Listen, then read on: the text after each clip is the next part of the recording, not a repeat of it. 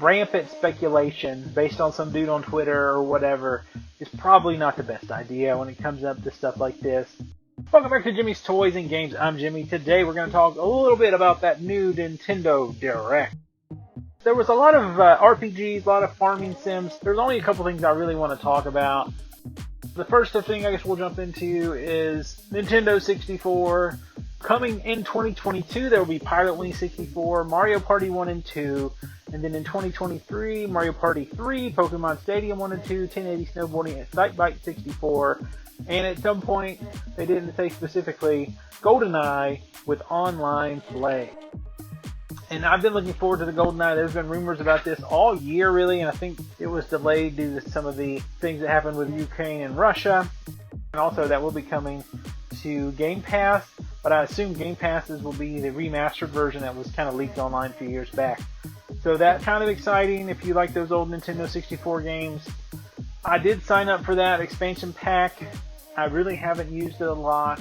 I mean, I played Zelda and Mario the most, which is the games I like. A lot of those other games haven't played very much of. So I was excited to see a few more things coming there. I'll definitely check some of those out, especially GoldenEye. Another thing that I thought was good was the Mario Kart. They showed a couple of examples of two of the next tracks, Merry Mountain and Peach Gardens. They say it's coming this holiday, so somewhere around Christmas, Thanksgiving, I assume somewhere in that time frame, which will be fun. I'm enjoying the Mario Kart expansion. Mario plus Rabbids Sparks of Hope. I just think this game looks beautiful. For me, when I got my Switch, Mario plus Rabbids was the first game I purchased for the Switch. It was cheap, which is why I picked it up, plus it was Mario. I really enjoyed the mechanics of the turn-based strategy, but also the integration with Mario and this different style of game and these different characters, and honestly I had a really lot of fun with it. And so I'm looking forward to this. This definitely has new mechanics. There's definitely things here to differentiate it from the first game, which is what you would want in the sequel. I don't want just the exact same thing. If it was the exact same thing, it could just be an expansion pack, and there already was one of those for that first game that I also played with the Donkey Kong stuff. I'm looking forward to this game for sure. Kirby's Return to Dreamland Deluxe looks like it'll be fun. I've never played any of the Kirby games past the Nintendo 64 here until recently, and so going back to one from the Wii like this and enhancing it, looks like it could be fun. I still want to check out the Forgotten Land. I have not done that one yet. But the ultimate announcement here was the one I think a lot of us are waiting for. It gave us information, but it still didn't give us much. It was, this dribble feed out for several years now. The Legend of Zelda Tears of the Kingdom is coming May 12th, 2023 to the Nintendo Switch. I'm not a huge fan of the title, first impression, but it'll grow on me. Whatever, it is what it is. They definitely did not give us much here other than the name and the release date. Kind of like Pikmin 4. They were like, here's Pikmin 4, brr. There wasn't much difference between the two. Legend of Zelda Breath of the Wild is one of my favorite games. One of the games I played the most as far as time. For months, just explored around the map and fought battles and things before I decided, okay, I guess it's time to beat the game, and I went ahead and did the things you have to do to complete the story.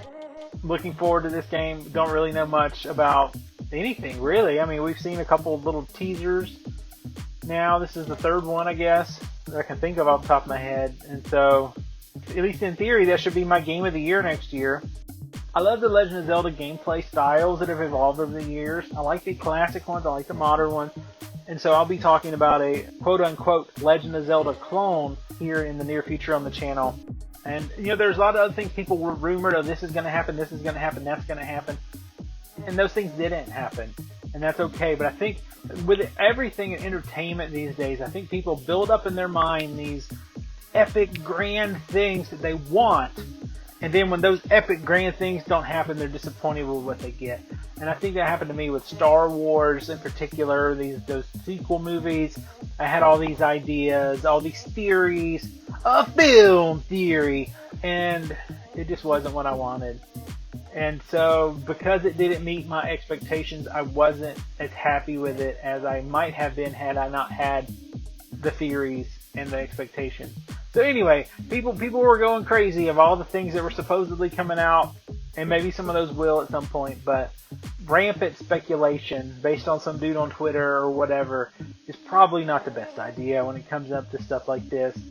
But overall, this Direct was okay. Wasn't great. There were a few highlights. I've touched on those highlights. There was a couple other. Some of the farming sims looked nice, but there was a lot of those. I enjoy that style of gameplay. I honestly do. I've played several of those style of games, but it was a little heavy on the RPGs and the farm sims, and a little light on first-party Nintendo things that I would like to have seen more, heard more. I will say this. I've not played the Fire Emblem games, but their trailer for that Fire Emblem Engage was the best trailer probably of the Direct. It had story elements, it had cinematics, it had gameplay. It had all the things that I want out of a trailer that shows me some basic thing about the game, how pretty it is, how the story sort of at least starts to unfold, and then how it looks when you're actually playing the game. And that's what I want to see in a trailer for a video game. So I think they need to make more trailers like that. If you want to hear more thoughts about other recent announcements, you might want to check out one of these videos right here.